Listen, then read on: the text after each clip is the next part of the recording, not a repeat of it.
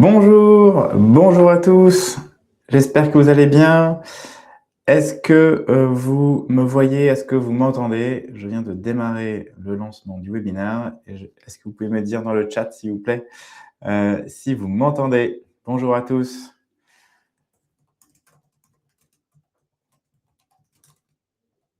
Super, merci. Bonjour Mariva, bonjour Pierre, bonjour Laurent, bonjour à tous. Merci d'être là aujourd'hui. Bonjour les Philippe.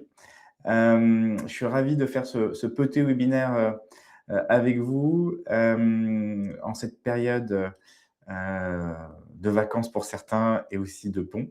Donc, on va faire quelque chose de plutôt court. Je ne vais pas vous embarquer dans un tunnel trop long, comme ça vous aurez le temps d'aller déjeuner tranquillement. L'idée aujourd'hui, c'était de vous présenter quelques nouveautés un peu sympas et gratuites qu'on met à disposition des DPO et toutes les personnes en charge du RGPD, mais aussi de l'IA dans les entreprises.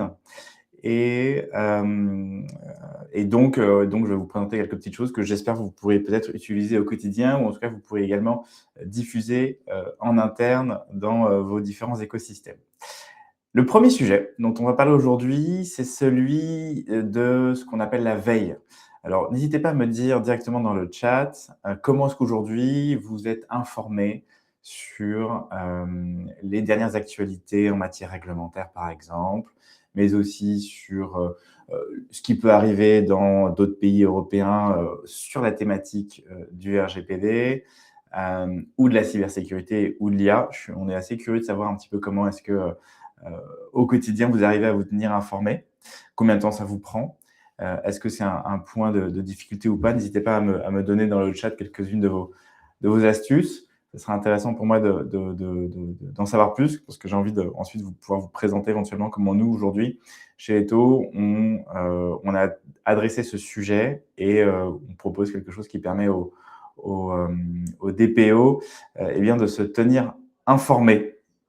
Voilà, n'hésitez pas à me mettre dans le chat. Alors, je ne me suis pas présenté, mais effectivement, moi, je suis Édouard, un des cofondateurs de Leto. Et chez Leto, notre métier, c'est d'aider les DPO et toutes les personnes en charge du RGPD, parce que parfois, DPO n'est qu'une casquette. En tout cas, toutes les personnes en charge de cette conformité, eh bien, de la piloter efficacement et de la mettre aussi dans les mains du plus grand nombre, puisqu'on fait à la fois un outil de pilotage, mais aussi des outils de sensibilisation sur ces sujets. On va certainement y revenir. Donc, je vois qu'aujourd'hui, on a Laurent qui, grâce à Leto, merci beaucoup. Effectivement, on a une newsletter, n'hésitez pas à vous inscrire. Alors ça, c'est pas une nouveauté, mais elle est à la fois un peu… il y a de l'actu, mais il y a aussi pas mal de pédagogie. Je vais vous envoyer le lien tout de suite. Donc ça fait plaisir. Hop, on a un lien dédié à l'inscription, à notre newsletter. Voilà, si vous voulez mettre votre email par ici. Voilà. Louis-Philippe nous dit 30-60 minutes par jour. Ouais, c'est pas mal, hein. Il faut avoir le temps, c'est super. Quelques newsletters, LinkedIn. Effectivement, LinkedIn est une bonne source. Internet, j'essaie de me tenir informé, mais pas facile de trouver la bonne documentation, effectivement. LexisNexis, effectivement, quand on a accès à ces outils-là, c'est encore mieux. Mais LexisNexis, parfois, c'est pas ouvert à tout le monde et il faut avoir les bons abonnements, mais effectivement, c'est une super source. Alors, c'est hyper intéressant. Nous, chez Leto, ce qu'on a constaté en discutant avec nos utilisateurs, c'est qu'effectivement, ils n'ont pas toujours beaucoup de temps à passer sur le sujet et c'est souvent un point d'analyse ou de critères d'évaluation lorsqu'ils sont à la recherche de différentes solutions. Et pour autant, il y a beaucoup de sources d'informations à adresser, aussi bien des informations réglementaires. Aujourd'hui, il se passe plein de choses. Peut-être que vous avez suivi les différents rebondissements autour du Digital Omnibus. Donc, sur les éléments réglementaires à l'échelon européen, il y a beaucoup d'actualités. Il n'y a pas une journée sans une annonce d'une faille de cybersécurité, d'un vol de données, encore pas longtemps, la NTS, et il y en a régulièrement. Et ça peut paraître anxiogène, mais c'est aussi, je trouve, des éléments intéressants en interne à avoir en tête, parce que ça donne aussi des arguments, parfois, pour les DPO, pour sensibiliser les directions et toutes les parties prenantes sur les risques qui pèsent sur les organisations et que ça n'arrive pas qu'aux autres. Et donc, avoir une vue sur ces sujets, c'est toujours intéressant.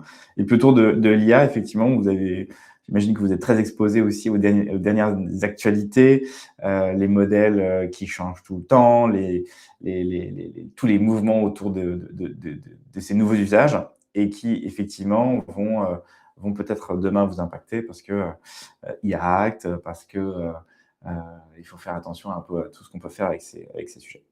Donc, on a pris l'initiative chez Leto d'apporter une solution qu'on a voulu accessible au plus grand nombre. Donc, c'est une solution qui est entièrement gratuite et que vous pouvez avoir directement au creux de votre main.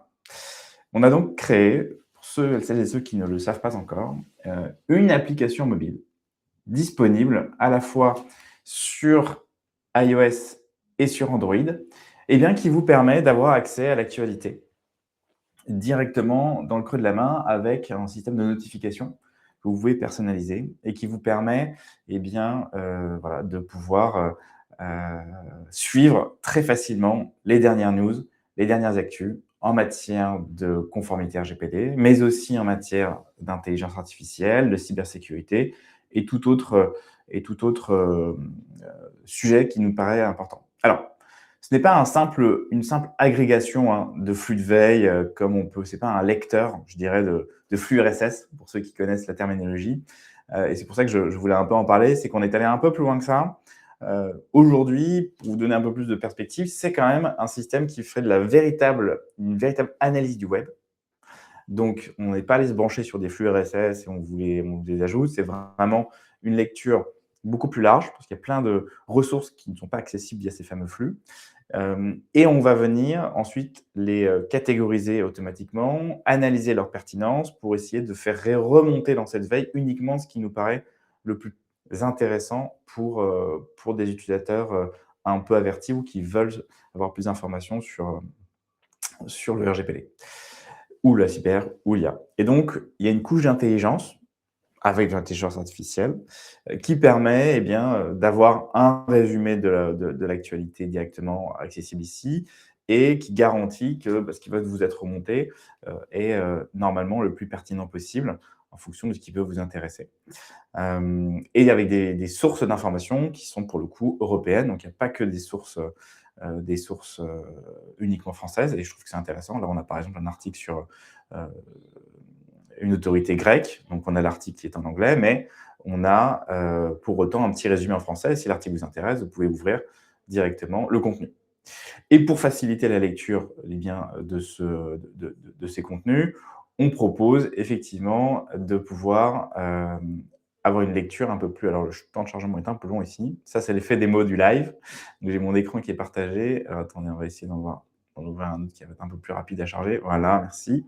On permet d'avoir une lecture un peu plus agréable. Donc là, vous avez vu, on était sur un site d'actualité avec des pop-up, avec de la pub et tout, et vous avez une option pour avoir une lecture beaucoup plus agréable, beaucoup plus lisse de votre contenu directement dans l'app, sans pub, et donc vous avez un aperçu beaucoup plus rapide de chaque actualité. Vous pouvez partager cette actu et vous pouvez également la sauvegarder si vous n'avez pas de temps pour dire « Ah tiens, celle-là, j'aimerais bien la retrouver ». Et donc de pouvoir ensuite, hop, la retrouver dans vos articles sauvegardés ici et de retrouver tous les contenus qui peuvent être intéressants, soit pour votre culture personnelle, mais aussi qui peuvent faire écho à des problématiques que vous aurez pu rencontrer vous-même en interne dans l'organisation. Est-ce que vous voyez mon écran? Est-ce que vous avez pu voir un petit peu les éléments de veille? Est-ce que vous avez des questions sur cette première solution que je vais vous montrer? Et est-ce que vous avez envie de la télécharger? Est-ce que vous voulez que je vous donne le lien de téléchargement? Surtout, n'hésitez pas à me le mettre dans le chat. Ça me permettra de savoir si ça a de l'intérêt d'avoir fait une telle solution ou pas. Dans les perspectives de cet outil, on a plusieurs idées pour l'améliorer et on est hyper preneur de feedback en ce sens. Notamment, on a envie de rajouter les événements à venir dans tout le scope de l'écosystème RGPD, IA ou encore cybersécurité.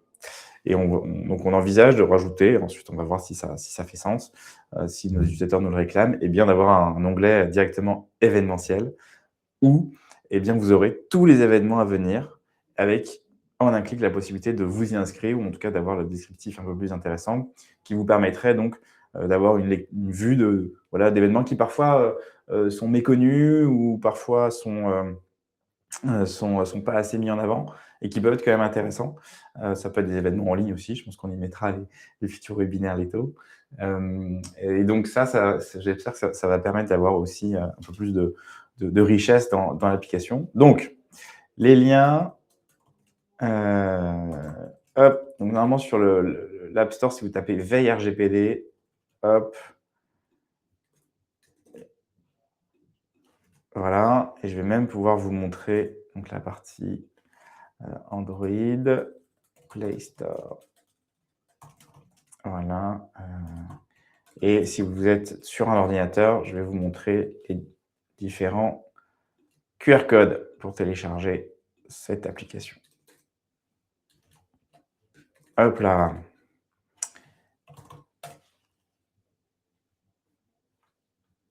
Hop.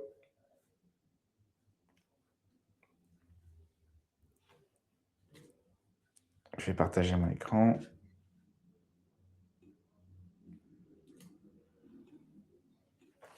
Alors, hop, hop. Donc là, il y a un QR code iOS. Donc, si vous avez un iPhone et que vous scannez ce QR code, en principe, vous arrivez directement sur le... Si vous scannez votre écran, vous arrivez directement sur comment dirais-je, le store iOS. Et si des personnes dans le chat ont... je vous ai mis 2 fois le lien iOS, pardon. Et je vais vous mettre Android. Si vous avez un Android, tac. Dites-moi, je vous mettrai le QR code Android à l'écran. Alors, hop, je crois que c'est mieux que si je fais ça. Voilà. Suggestion, possibilité de mettre des notes. Alors, c'est un super feedback, ça, Louis-Philippe. Effectivement, dans l'application, on a commencé à introduire le nombre de vues. Et donc, en fait, en fonction, effectivement, déjà de l'intérêt via le nombre de personnes qui ont consulté l'article, on va pouvoir faire remonter les articles intéressants. Et effectivement, ça peut être super intéressant de pouvoir mettre des petits pouces sur les articles pour faire remonter, émerger les articles un peu trending et que chaque DPO devrait potentiellement lire. C'est un super feedback. Carrément, je prends. Une autre idée qu'on avait, et là-dessus on est hyper ouvert aussi à la discussion, pour intégrer des fonctionnalités encore plus collaboratives, c'est peut-être même d'ouvrir un espace presque de discussion sur des sujets et des thématiques entre DPO, pour que ce soit un vrai espace communautaire, rentré par l'actualité ou l'événementiel, et puis potentiellement continuer les discussions et aller plus loin sur la partie un peu plus voilà, communautaire, rencontre entre pairs, échange de réflexion. Donc, si vous vous sentez un peu isolé ou si aujourd'hui vous avez du mal à ressentir des espaces où vous pouvez vous informer efficacement, qui serait peut-être dans un état d'esprit un peu différent de l'Agora, de la FCDP, en tout cas je pense plus complémentaire et peut-être un peu plus ouvert à l'échelon européen, n'hésitez pas à nous remonter ce genre de feedback. On est hyper friand d'avoir ce genre de retour. L'idée, c'est de faciliter l'accès à l'information, à la communication sur cette thématique-là qui n'est pas toujours simple. Donc, je vous ai mis l'iOS et je vais j'en profiter pour vous mettre hop, Android. Hop là. Donc ça, c'est la version Android. Est-ce que vous avez des questions, d'autres suggestions sur cette application? Est-ce que vous trouvez que c'est une bonne idée? Voilà, hyper preneur, n'hésitez pas à me mettre dans le chat. Ou est-ce que vous trouvez que vous avez déjà suffisamment d'outils et que finalement ça a peu de valeur? Nous, aujourd'hui, on est dans une phase très d'expansion chez les taux, d'exploration de nouveaux usages, d'apporter beaucoup de valeur. Voilà. Donc surtout, n'hésitez pas à me le préciser.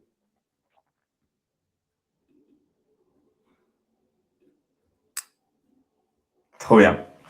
Je vois que ça plaît à Marie, c'est super, trop cool. Dans l'application, vous pouvez également évidemment partager le lien de l'application à d'autres utilisateurs. Donc franchement, faites-vous plaisir. L'application est gratuite. Elle restera gratuite. Donc surtout, voilà. Donc profitez-en. Et si vous avez également des sources d'informations, des sources peut-être un peu méconnues qui pourraient être intéressantes pour nous à intégrer dans notre crawl du web, eh bien n'hésitez pas également à nous les remonter. Je pense qu'aujourd'hui on est très très très large. L'enjeu de ce genre de flux, c'est quand il y a des sites internet qui sont un peu plus généralistes et qui parlent de la thématique intéressante, mais qui parlent aussi de plein d'autres choses, eh bien, il faut qu'on soit capable de correctement filtrer. Ça, c'est un des challenges sur lesquels on travaille pour avoir un vrai pipeline de contenu qui soit toujours qualitatif. Et mine de rien, c'est pas si évident que ça. Si on veut sortir un peu des sites officiels comme celui de la CNIL.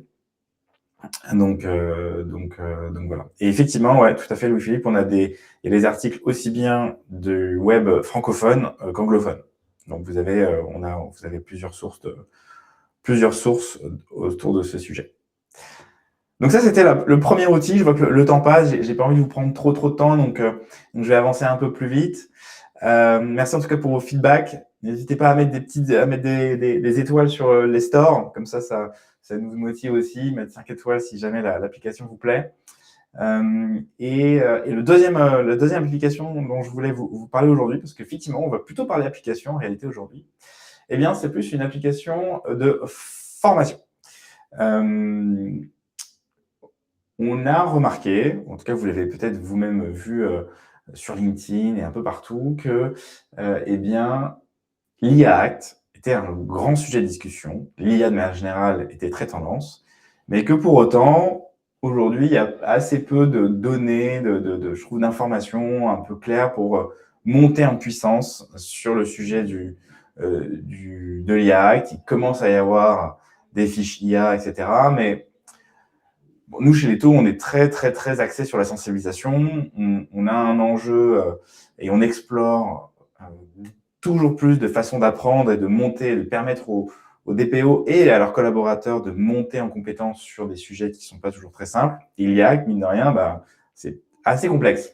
Entre le texte, ses annexes, je ne sais pas si vous avez vu, ne serait-ce que la manière dont l'IA va être piloté en France entre la DGE, la DGCCRF, la CNIL et toutes les autres institutions. Enfin, c'est un truc qui peut vite devenir un casse-tête.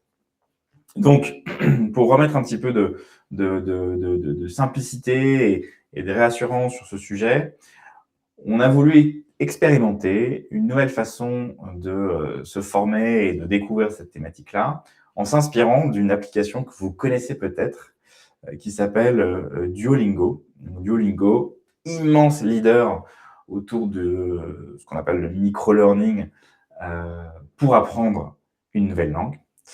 Et donc, on a réussi à faire ce pari de prendre cette thématique, cette philosophie, cette approche pédagogique de Duolingo et on l'a traduite, on l'a adaptée à ce qu'on appelle l'IA Act et pour les puristes, le RIA.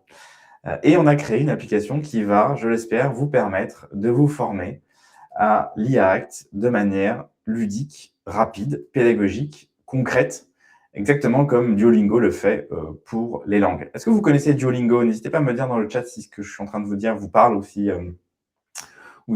c'est un peu trop abstrait. Moi, en attendant, comme ça, je vais pouvoir vous partager mon écran pour vous montrer concrètement à quoi ça ressemble. Hop là.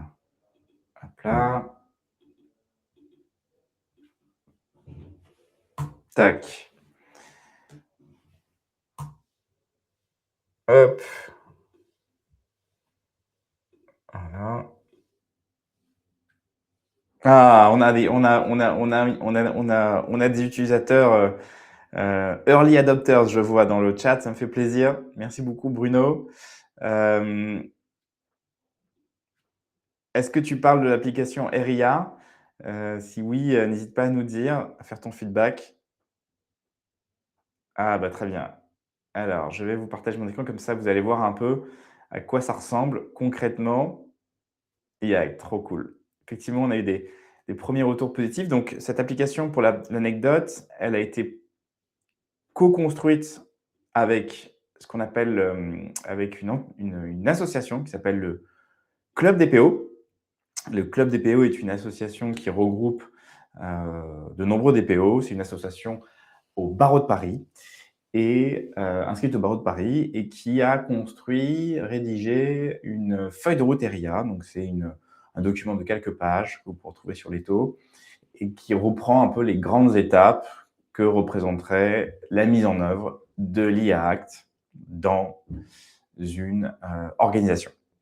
Et donc, on a pris un petit peu cette trame-là et plutôt que de la laisser à plat, eh bien, on a construit une application qui vous permet de tester vos connaissances sur l'IA Act et d'en apprendre davantage pour vous projeter de manière très ludique dans le déploiement de l'IA Act.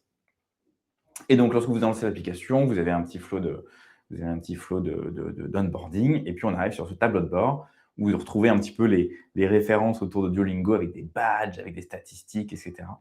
Et il y a tout un parcours qui vous attend, que vous ne pouvez pas librement faire. Il y a une logique de parcours et de progression, et qui passe par des petits éléments d'abord d'explication, donc de comprendre un petit peu de quoi on parle. Donc là, on est au début, on va rentrer dans la gouvernance, par exemple. Et donc, on va parler du calendrier et de pourquoi c'est urgent, et donc se remettre un petit peu dans le temps. Et ça se traduit de cette manière-là. On va vous poser des questions très simples et ça vous permet bien, de voir un petit peu où vous en êtes.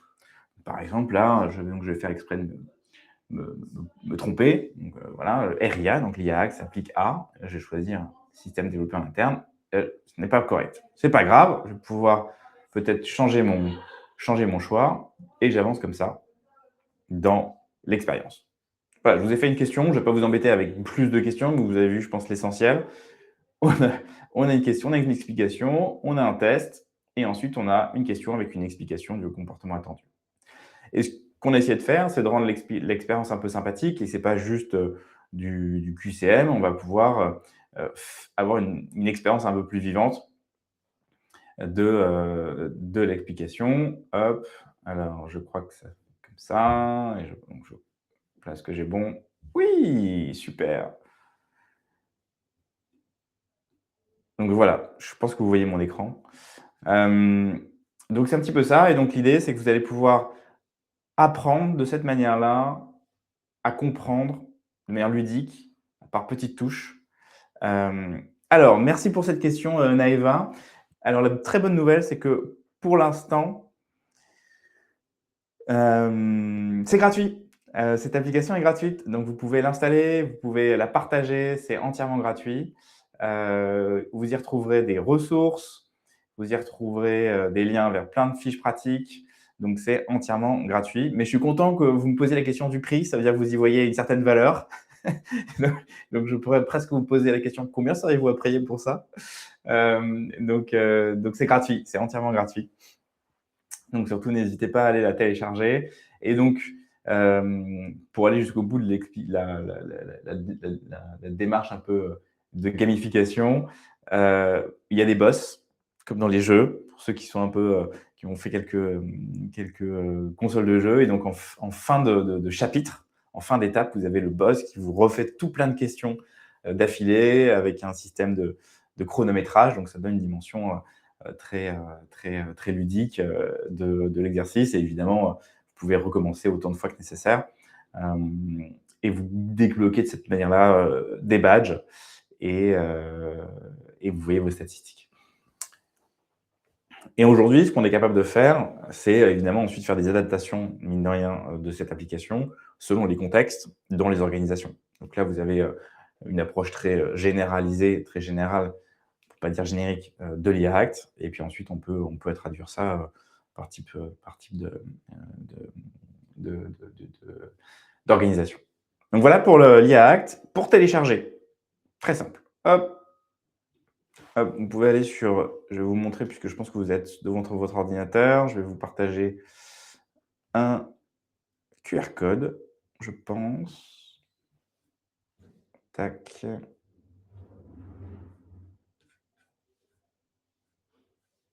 Alors, non, j'ai pas de QR code, j'ai un lien. Hop là. Voilà.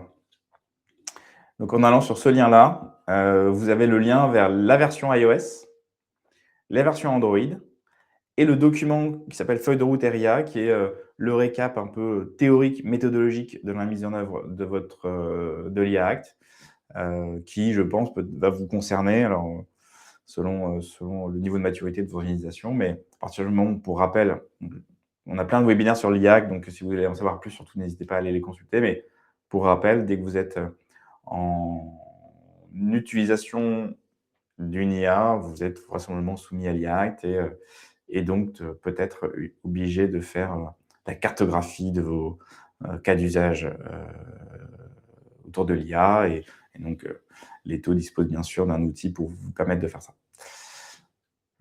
Alors, hop là. Est-ce que vous avez des questions sur cette application? Est-ce que vous y trouvez de l'intérêt? N'hésitez pas à me faire vos feedbacks directement dans le chat. Alors,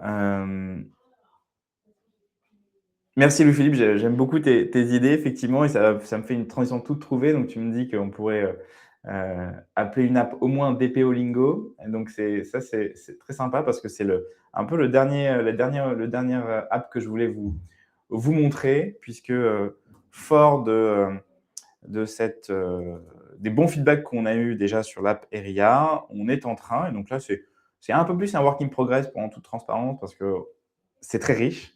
On est en train de construire une version gamifiée de l'apprentissage du RGPD, effectivement, via une application mobile avec cette approche Duolingo. Alors, on ne l'a pas appelé DPO Lingo, mais on l'a appelé DPO Hero. Et je vais vous la montrer tout de suite. Hop. Celle-là, vous ne la retrouverez pas sur le site Leto pour l'instant parce qu'elle est sur les stores, mais elle est encore, je dirais, bien sortie du four. Donc, on n'a pas terminé la communication dessus. Donc, vous l'avez un peu en avant-première, mine de rien.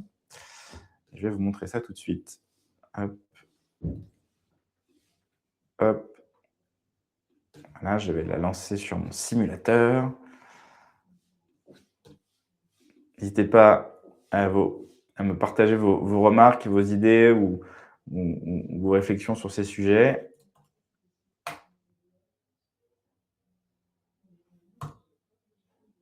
Voilà. Alors, Bruno me demande, en utilisant Copilot Pro, donc là, j'imagine que Bruno, vous faites allusion à Copilot de Microsoft. Pourrions-nous nous appuyer sur une AI compliant dans l'hypothèse de Microsoft en proposer une? Alors, pourrions-nous nous appuyer sur une AI compliant dans l'hypothèse où Microsoft en proposait une? Alors, peut-être qu'il manque un mot, je ne suis pas sûr de bien comprendre la question. Bruno, n'hésitez pas à la préciser.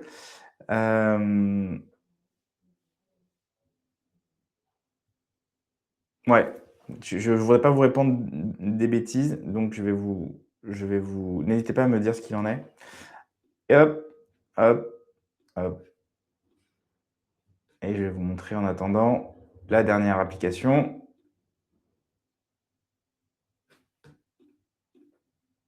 Voilà. Donc ça, c'est l'application qui s'appelle DPO Hero, qui est une application. Alors, la différence avec l'IA Act, c'est dans l'IA Act, il y a beaucoup de questions et de mise en situation qui sont, comment dirais-je, encore, il y en a une partie qui vont être plus sur la connaissance de l'IA et de l'IA Act, et des questions qui vont être sur un peu opérationnelles. Sur la partie DPO Hero, on a fait le choix d'être extrêmement dans l'opération.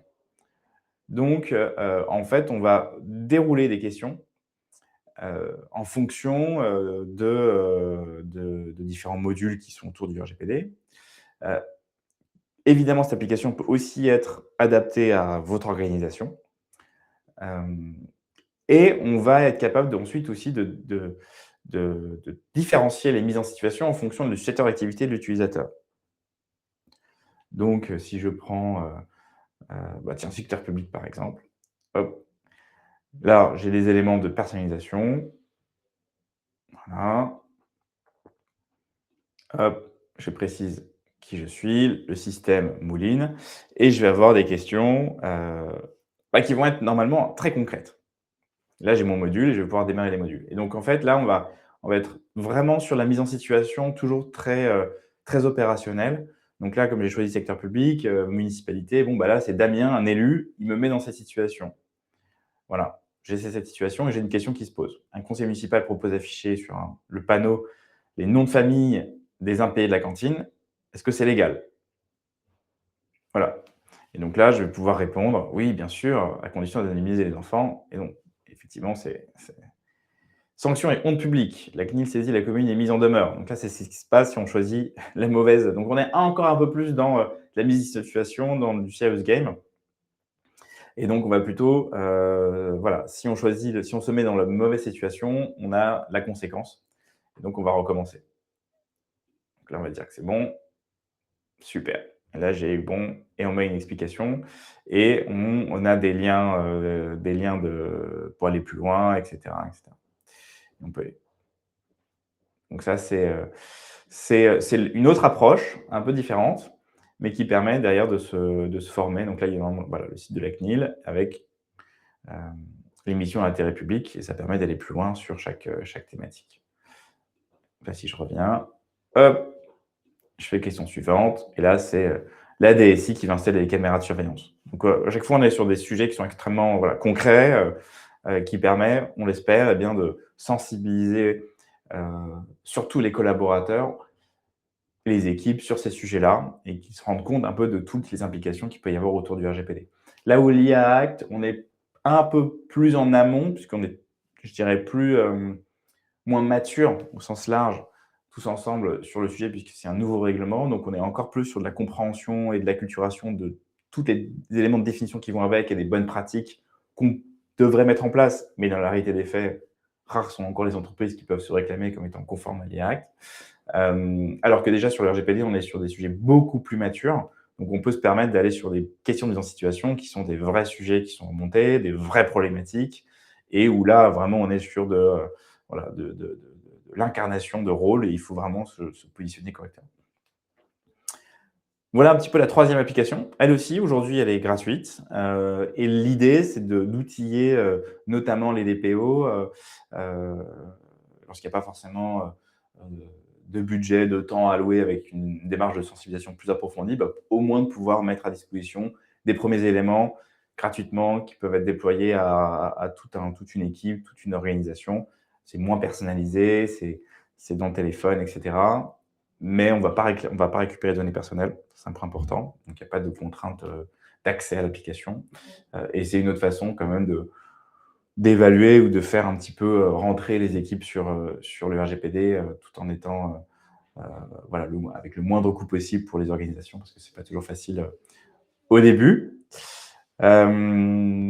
Voilà, n'hésitez pas à me dire dans le chat ce que vous pensez de cette initiative également, si vous intéresse d'avoir le lien de téléchargement.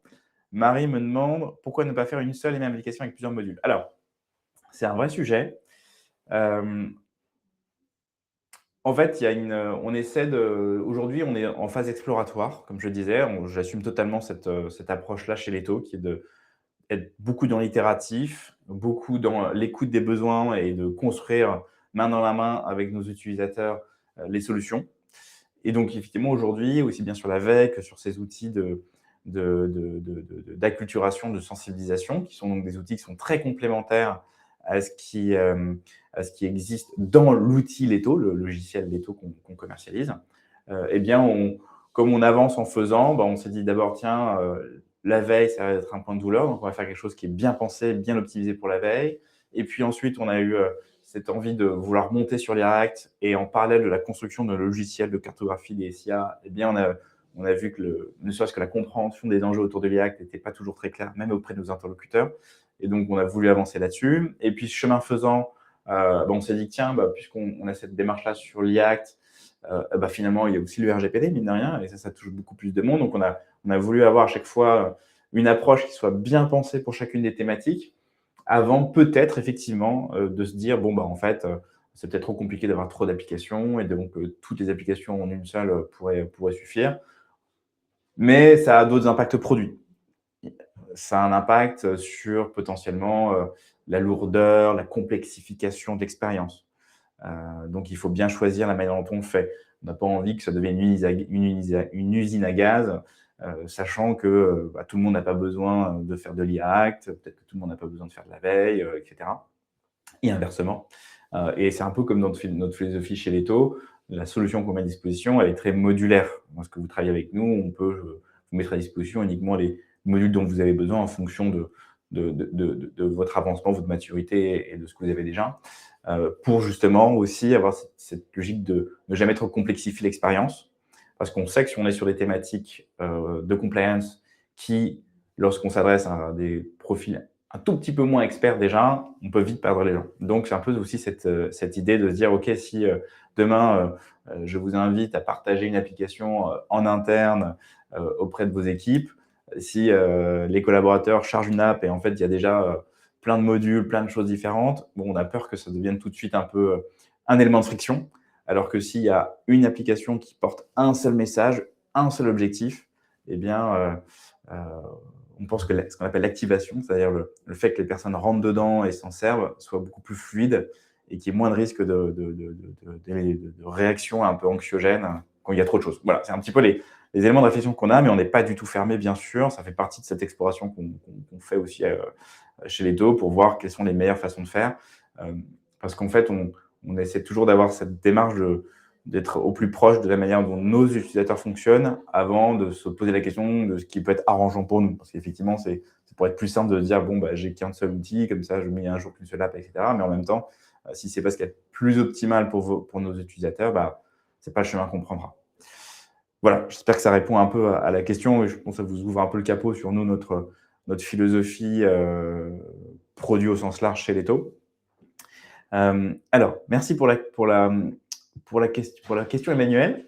Si vous souhaitez télécharger les 3 apps, j'ai aussi un lien dédié où on retrouve les 3 apps, les 3 applications, dont le lien vers l'application sur le RGPD. Donc, je vais vous mettre les liens directs, mais vous avez dans cette nouvelle adresse que je viens de vous mettre dans le chat, le lien vers les 3 applications et les 3 stores à chaque fois. On a essayé pour le coup de faire l'exercice de vous mettre des applications qui sont disponibles sur les 2 grandes plateformes que sont iOS et Android. Donc, j'espère que ça permettra ainsi de parler au plus grand nombre. Je vous mets les liens. Voilà. N'hésitez pas à me dire vos derniers feedbacks. En tout cas, nous, sachez qu'on est extrêmement preneurs de retour terrain. Donc, si vous testez les apps et vous avez envie de nous envoyer un petit mail pour nous dire en fait, j'ai perdu mon temps, c'est nul, ou c'est trop bien, j'ai trouvé ça hyper utile, ce serait encore mieux si il y avait ça. Vraiment, on est hyper preneurs. N'hésitez pas également à mettre des petites notes, des petites étoiles si les applications vous ont plu. On n'a pas de velléité aujourd'hui, en tout cas sur les approches un peu génériques telles que je vous les ai présentées, à les monétiser. Pour nous, c'est plutôt de l'apport de valeur qu'on vous propose et peut-être demain voir comment on les adapte selon les besoins spécifiques des organisations. Mais en tout cas, le fait d'avoir des approches un peu génériques, nous, on trouve que c'est assez vertueux. Et si les applications devenaient peut-être un jour payantes, ça signifierait qu'on ait rajouté encore plus de valeur dedans. Donc ça se justifierait aussi. Mais en tout cas, en attendant, nous, on a envie de continuer à faire ce travail d'évangélisation autour de ces sujets de la protection des données personnelles. Nous, on le voit comme un vrai sujet à impact sociétal, la protection des données, c'est quand même pour ça qu'on est là. Donc plus on a de monde qui ont ça en tête et plus on pense que la société sera meilleure, mine de rien. Et c'est un peu la même chose sur l'IA, qui est à la fois absolument incroyable comme technologie, mais sur lequel il faut qu'il y ait aussi des des réflexions et des garde-fous. Donc, on trouve que c'est extrêmement vertueux qu'un maximum d'individus soient un petit peu informés, pour ne pas dire formés, sur ces thématiques. Voilà, mais en tout cas, merci beaucoup. J'espère que je n'ai pas été trop long. En tout cas, j'ai été ravi de pouvoir vous présenter ces différents outils. N'hésitez pas, encore une fois, à nous faire vos feedbacks, vos retours. Nous, on sera extrêmement heureux de pouvoir échanger avec vous sur ce qu'on pourrait améliorer, les co-construire finalement directement main dans la main avec nos utilisateurs. Je vous remercie en tout cas pour tout. Je ne vais pas vous retenir plus longtemps. Et puis, peut-être qu'on refera un webinaire un peu comme ça entre nous dans les prochains mois pour faire un peu le point sur les différents outils et autres innovations qu'on essaie d'apporter sur le secteur de la compliance. Et surtout, n'hésitez pas à nous remonter tous vos besoins. On est extrêmement friands de tout ça. Merci à tous. Je vous souhaite un bon appétit, un très bon week-end. Et j'attends vos retours si vous en avez avec grand plaisir. Mon email, je vous le rappelle, je vous le mets dans le chat, edouard@leto.legal. Je réponds à toutes et à tous. Très bon week-end, à très bientôt. Au revoir et merci d'être présent à ces événements. Je vous dis à bientôt pour un prochain webinaire.